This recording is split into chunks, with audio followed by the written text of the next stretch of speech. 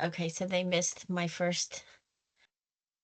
So this is August 5th at 6:09. Um, I have started the recording late, so there's one slide missed. Um, the other thing that I can say about managing with objectives, tolerances, and thresholds is if you have a fixed price contract, um, and it couldn't, it doesn't necessarily have to be within our organization, but if you're just in the world and you're doing a project and you have a fixed price contract, these become much more important because you have a set amount of money for however long it is to deliver that product to a customer. And um, not only do you have a certain budget, if you have a particular schedule you need to deliver on, if you're overspending relative to your schedule, or if you are overspending and you are not near your quality, you're going to run into some issues. So that's the other frame of reference here that might be important. Does anybody else have any comments they want to share? Okay, we'll move on to the next one. The project manager's role. So this is the centralized role. So alignment of the due dates, making sure everybody understands what the deliverables are, the project life cycle, and the benefits of the plan. So I know you've talked about the project management plan, the development of it. All of that gets documented. Everybody has access to that. Um, the creation and use of appropriate knowledge to and from the project. So that goes back to the to and fro of the communication. And it can, and the communication plan can dictate that too. You know, the communication plan may say, okay, we always talk to stakeholders on the 5th of the month and we give them the budget and what's been completed. Manages project performance and changes to project activities, which also ties into that last slide relative to budget, schedule, and quality. Project manager also makes integrated decisions about key changes that impact the project. One thing that I want to note here is that if it is a decision that the project manager doesn't hold the budget and does not necessarily have the authority to push a deliverable date back, or does not understand necessarily what a schedule change would do to the business, they can't necessarily make that decision in a vacuum. They may need to, with communication with stakeholders and project people, make that decision integrated, as they say. So it's important to keep that in mind. Measures and monitors progress. So um, we talked a little bit about that last week. You know, what kind of conflict,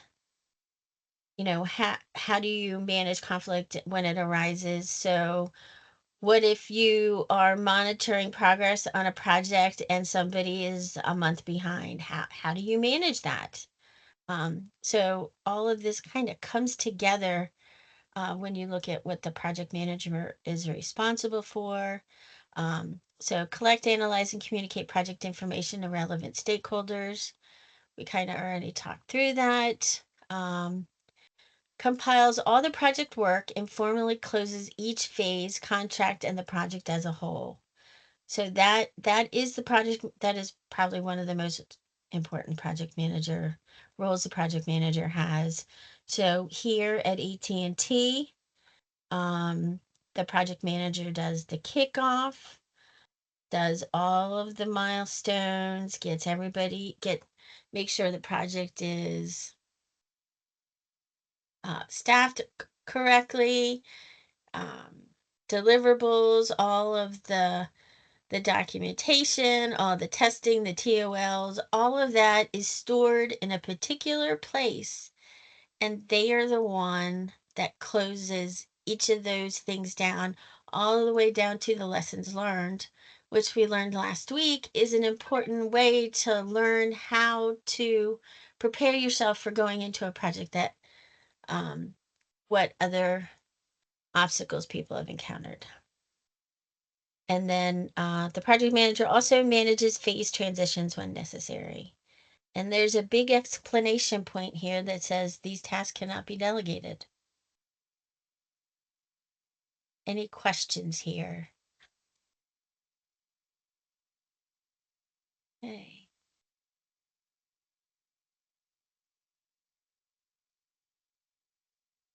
Okay, so this looks like a review exercise, and I don't have the answer, so let's go through this.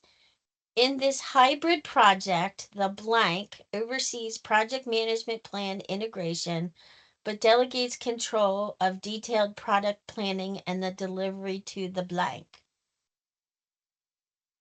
Does anybody want to take a guess on this?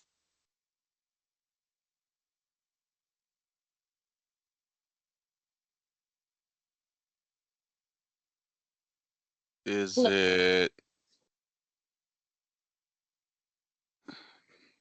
project manager in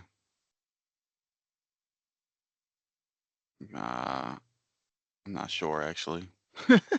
In a hybrid, is it meaning like I think the project manager's the scrum master. Well, that could be either. Is team an answer? That second part, that bubble, is it supposed to be team? Oh, that's true. It could be the team. So I thought it was the project manager, blah, blah, blah, to everything and delivery to the team. I thought it might be that second part, but I wasn't sure if the answer was just missing from there.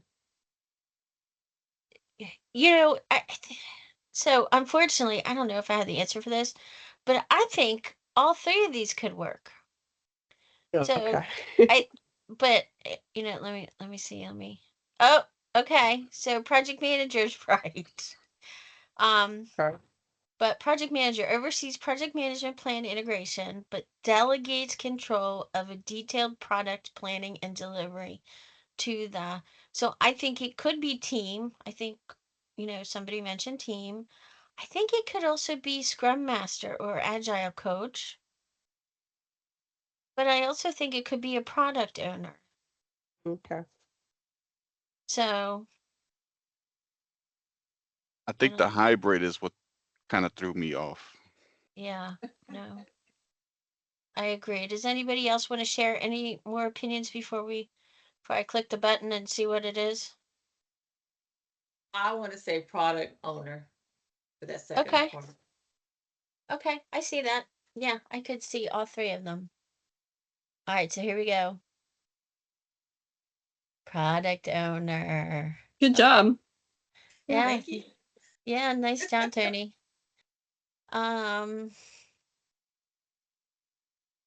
Now, Tony, why did you think that was the product owner? Because they were specifically talking about the product planning, delivery, and the delivery of it, and the product owner. To me, that would be within their realm of their responsibilities. Yep. So you're saying the detailed product planning. Correct. Yeah. No, I get that. Okay, good job.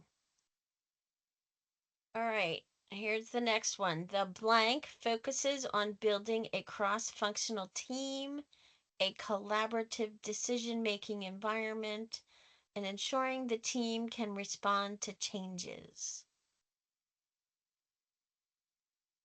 Project manager. No, it could be That this. one's- that one's Scrum Master. Yeah, the Scrum Master and Agile Coach. Agree. Yeah, I think I think it could be either of those. Building a cross-functional team, a collaborative decision-making environment. So the things that I keep. Go ahead, Tony. I'm gonna go back to project manager. Because the project manager is supposed to be the one to gather a team together that they know is going to be able to do everything across different, I would say, departments, or Okay. I'm gonna say project manager. I'm you leaning want- towards Scrum Master only because the project manager does have a cross-functional team, and there is a collaborative making environment. Oh, it's tough. Ensuring the team can respond to changes. Agile coaching is all about responding to changes. So True. that's, yeah. All right, so here we go. Project manager. All right. Yeah, they've made these difficult. All right, so let's see the last one. The process role of blank helps the team to understand the agile mindset and use Scrum processes. To develop the SLC product, the blank is the local domain expert that plans how to do the work, and the blank looks after value creation. Huh. My opinion, sorry guys, I'm not trying to dominate this. Scrum Master, product owner, and then team. That's Yeah, mine. I think I agree with those. Or team could be project manager. But I mean, I think you're right. I think your choices are right. I definitely think Scrum Master is the first one. Yeah, I agree. And project manager as the last one, product owner as the second one. I think that's where I'm aligning to too. So yeah, I think Scrum Master, product owner, and then project manager. But I can see where this could be team too. So let's see where we head. There we go. Scrum Master. Team. Ooh, we got it wrong. Everybody did. got it wrong. I knew team was in there. I said they just didn't put the answer over They to the did. side. They didn't give you a short blank for nothing. That's all I'm saying. That's Right. I just And then this could be product owner now. So let's see. last was probably Oh, product yeah. owner. That's what I said. Last was product owner now because uh-huh. Yeah. team was actually a response. Yeah. So it's important to read these clearly. But thank you everybody for participating.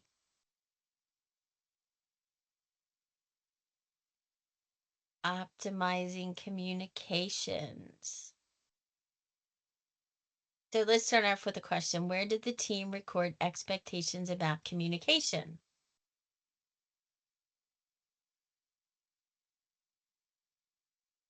Anybody remember that? It'd be in the communications plan, and maybe the charter. No, you're right. The communications plan.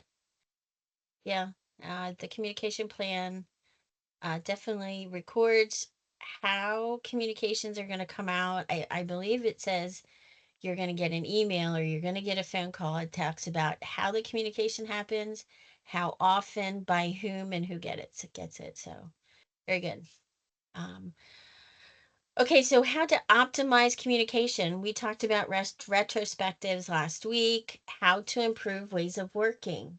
I think, as I said last week, we always have retrospectives about in the safe agile working environment. The second bullet has become much more difficult for face-to-face meetings, although if it's a virtual team meeting, I guess that's okay. But I guess live meetings, communicate in group and face-to-face settings.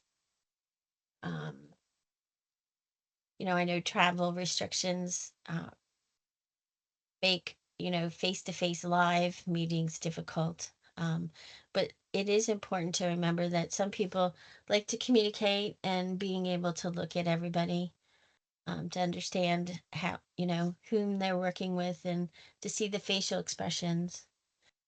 make communication positive and regular with internal and external team members and stakeholders. So that's very important. And use technology and tools. I will adamantly state that Teams and I have a hate relationship. It does not do what I want it to do, and I don't do it what it wants me to. So I always struggle with Teams and when I share and when I'm not, and when I hit record and when I don't. So, but use technology and tools. Do better than I do with getting up to speed with those tools, and then also get feedback on if the tool is working for the team and or project group. Does anybody have anything else to add?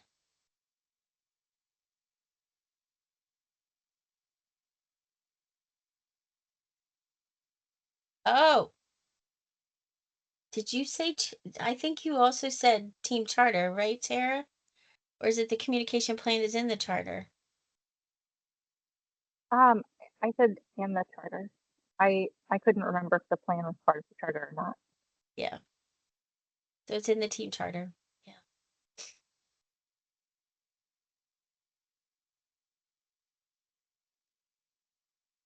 Use feedback to support high performance. You know, we've talked about this in a number of ways, number of different instances. So feedback is crucial for all teams to understand if they're on target, if, you know, how to improve, if they need to do that, or if they're doing well, giving them feedback that they're doing a, you know, they're doing a great job. It says to talk about technical and soft performance aspects. For instance, if somebody needs to write an email, maybe a difficult email to another team member, and they do a really good job of softening and using emotional intelligence as they're crafting that email, it's good to give them feedback on um, how they are performing and writing that email, and that they're doing exactly what is needed. Public or private comments. I don't know if anybody has any questions about that. The one thing that I can say is uh, it's much easier. Well, it's better to talk with people that you want to give bad news or not necessarily positive news in private, or as an individual or small group. And generally, it's better to give it verbally at first, and then maybe follow up with an email. Um, does anybody have any examples they want to share about using appropriate methods to give feedback?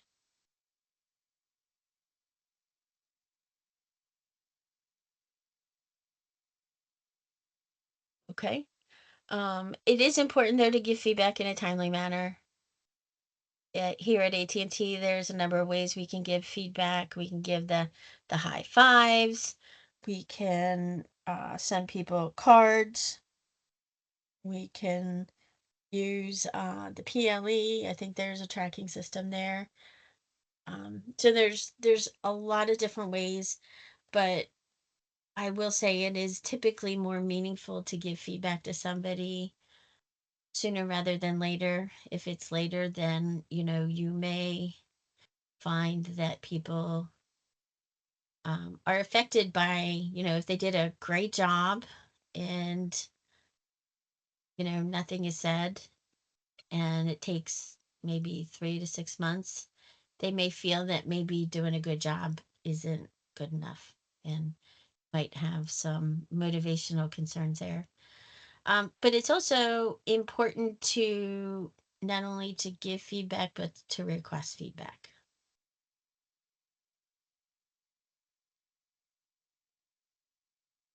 Okay, so support team task accountability. Um, If anybody is familiar with the SAFE Agile Working Team, this looks like a board where we actually break down the tasks, the days of the week, or the weeks, what's going to be delivered when, and in a way that in the SAFE Agile environment, actually you help teams or team members determine when things are going to be done, how it's going to be performed, once it's performed, who it gets handed to. So agile teams commit to performing work listed on a backlog during an iteration. Quite often, I think when you get to a certain level in your career, you believe that team members know how to do this themselves, and some people still may be challenged. And it's the project manager needs to work with those individuals if they are there to help them understand how to self-organize and determine how the project goals relate to what they need to complete.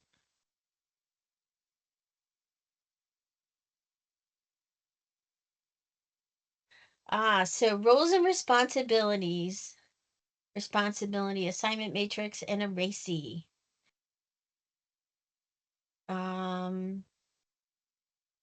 So I hope everybody is familiar with this. I've seen it more as defined as a RACI, an RACI, rather than a RAM. But I think they both do the same thing. A RACI is typically where you list the tasks down the left-hand side of, we'll just say a spreadsheet, and then you have the groups at the top. And so, if we'll just say the first task is create a project management plan, the project manager is responsible for doing the project management plan. So they are the ones that do the work. The stakeholder, I guess, would be the person who approves the completion. Consulted would be all of the technical groups, and PMO predominantly. And informed, kept up to date, would probably most likely be the outside stakeholders or the business stakeholders. It says here the project manager creates the RACI, and the project manager or team lead works with the team to make decisions about roles and responsibilities. I have sat on a project where it took probably 5 1-hour meetings to go through a RACI. It can be very cumbersome, and particularly if it's a new product or a new process, you may need to give the teams the time to understand who may be doing what, and that may take the RACI down a more challenging path. But if this is something that is a BAU project, the RACI is generally pretty clear. So here, some accountabilities are set and non-transferable even on agile teams. Can anyone give an example?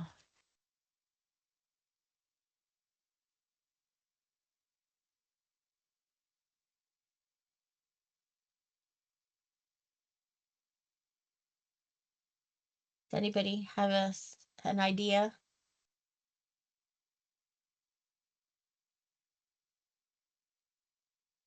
Okay, I think a scrum master cannot,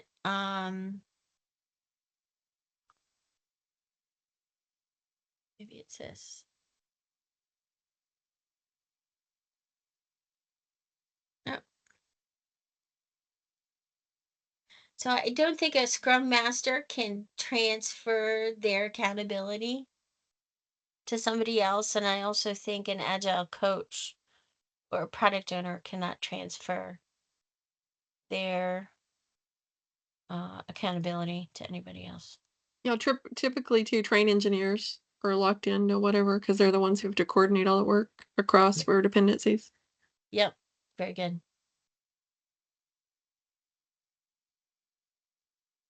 Okay.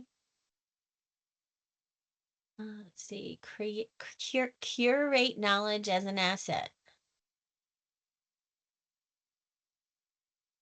So we've said this a number of times. It's important to document knowledge for archival and sharing. So lessons learned, and doing retrospectives, and encouraging individuals to share tacit knowledge and collaborate and treat knowledge as an asset to the team and the organization, because that is what it is. The knowledge the team has is what makes the company unique and successful.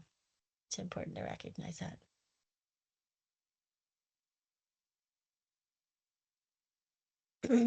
Incorporate knowledge transfer opportunities. Knowledge transfer opportunities can happen a number of ways. Networking is one of those ways. It's if you don't go into an office or you go into an office, rarely networking face to face can be a challenge, but there's definitely opportunities to network with people via Teams messaging, via phone calls. Um, and that's really where you learn the most from in networking, as well as you can network with the project team themselves or with vendors. Special interest groups, communities of practice. The IEEE is a place where people can go to learn about electrical engineering and telecommunications. There's the PMO organization, the PMP. I know locally here they have networking opportunities to get to know people, and once you get to know people, you can learn from them as well. Taking training like this, you can get some knowledge transfer, and work and job shadowing is another way to get knowledge transfer opportunities. Does anybody have any other thoughts on other ways? I was just going to ask Heather if you could go back one slide. I think there were definitions that would be displayed when you click on that little book in the bottom left. Yep. And then same thing on the next slide. So sorry I didn't answer your question, but I just wanted to grab those before. It's okay. So explicit knowledge is knowledge that can be codified using symbols such as word, numbers, and pictures. This type of knowledge can be easily documented and shared with others. So explicit knowledge would sort of be like Stanky delivering second quarter earnings.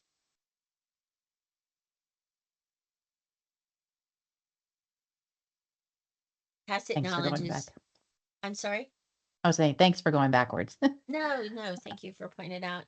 And personal knowledge is maybe difficult to articulate, but it includes beliefs, experience, and insights. So let's go look for that book over here.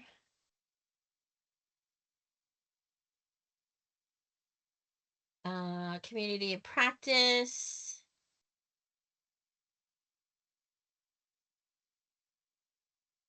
Yeah.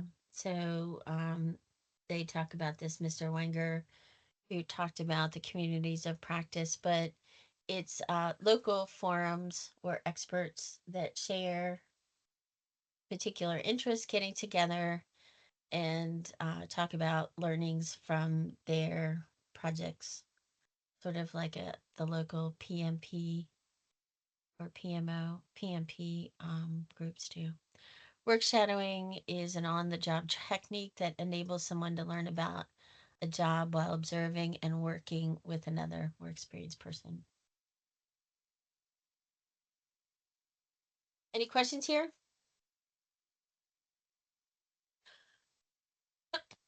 Okay, knowledge management. Typically, there's 3 levels. Individual, what does an individual know And what do they need to know in order to do the work that the project requires of them? Project level, what is required to achieve the project goals? Transferring knowledge from other projects and consulting the PMO office. And then organization, what's required to manage the programs or portfolios? So organizationally, I think if you have familiar with construction and engineering, there are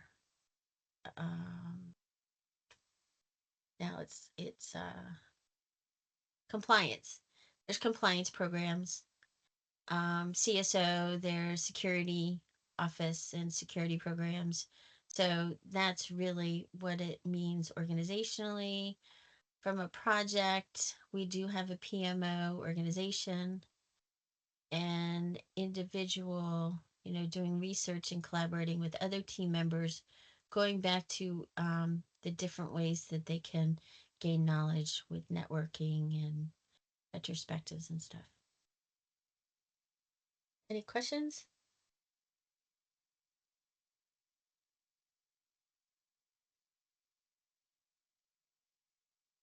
Learn the right way to motivate your team. I think a good example is whatever motivates yourself will typically most likely motivate the team member themselves. So inspire and motivate yourself and the team, provide opportunities. Give virtual teams constant and regular contact, provide training opportunities. We are lucky that we are in an environment where there are multiple ways for us to acquire training. And then try self-assessment and reflective moments for professional growth. Another way we can do that is when we ask people to give an assessment of our performance through PLE. They recommend not to overwhelm with meetings and work interruptions, do not distract with non-project work, and don't force group opportunities. Don't force group activities. Okay. Continuously realign team efforts with value delivery. Prioritize the team cohesion and focus on value delivery.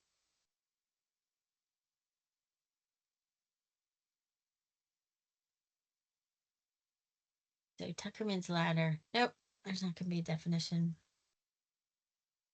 Does anybody know what Tuckerman's ladder is?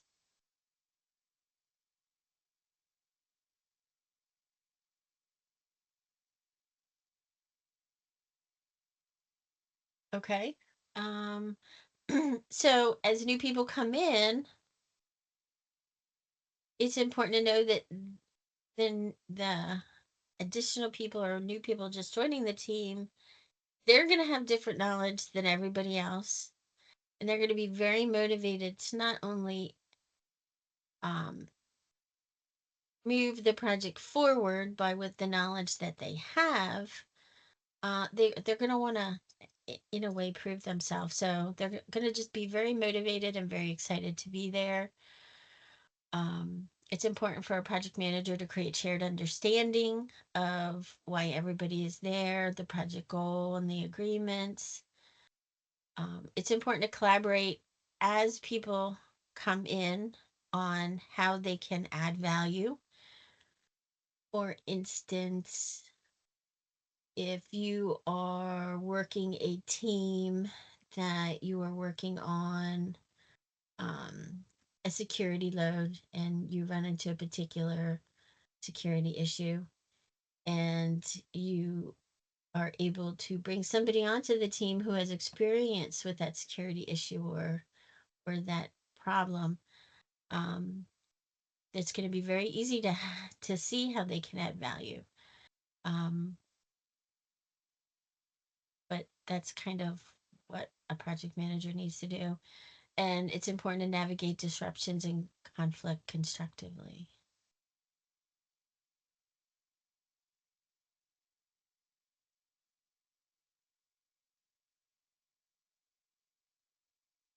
Check on artifact maintenance. Make it a part of the regular quality checks. It's important to not forget about it. You don't want to get to an end of a phase or an end of a sprint or an end of a project and then have to do all those artifacts. It's better to keep up with it. It's important to keep files organized and versioned. Ensure that you are using the right data protection and security mandates, as well as if it is an AT&T document, the right RIM statements, the RIM storage requirements, and as well as the security. Like if this should not be shared, the things at the headers. Maintain artifacts in preparation for archiving during project closure. And so all of this is done to make sure that you don't have a load of work, which the project manager is responsible for at the end of a project. It's better to just keep up with it. So ECO coverage, so manage communications.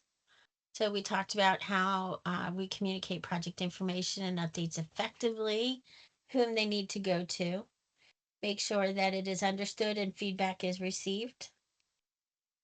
It's important to empower team members and stakeholders. And it's important for the team to take some accountability within reason based on the authority they have. Building a team, you can continuously assess to make sure that you have the right mix of people. And it's important within that team that you keep the information shared and you keep that information sharing up to date. Engaging and supporting virtual teams, making sure you're communicating effectively with them and you're engaging them. You're keeping the artifacts continually up to date so you don't have a big, large project load at the end to get all the artifacts collected and completed. And then determine appropriate project methodology, methods, and practices. So using iterative incremental practices throughout the project life, doing the lessons learned, the stakeholder engagement, that sort of thing.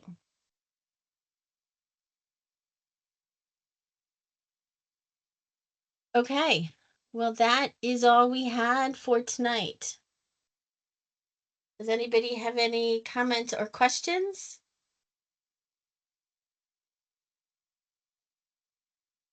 Okay, I am about to stop this recording. Let me do that.